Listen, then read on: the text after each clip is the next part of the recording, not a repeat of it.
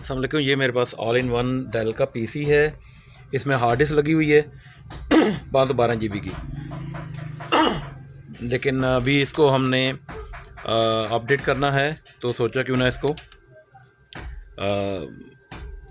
SSD लगाई जाए। इसमें लगाएंगे 256 GB की SSD, और जो इसकी पहली वाली हार्ड है वो लगाएंगे इस कैडी के अंदर। इसका जो है ये DVD रोम उतार देंगे, उसकी जगह इस कैडी में वो लगा देंगे। डाटा भी हमारा आ जाएगा वापस, और हमारी SSD भी लग जाएगी, जिसमें स्पीड इसकी विंडो इंस्टॉलेशन इसमें हो जाएगी, तो स्पीड अच्छी हो जाएगी। तो आज ये आपको दिखाते हैं आज के ऑल इन वन डेल का मेरे पास ये PC है, इसमें कैसे हम इसको इंस्टॉल कर सकते हैं।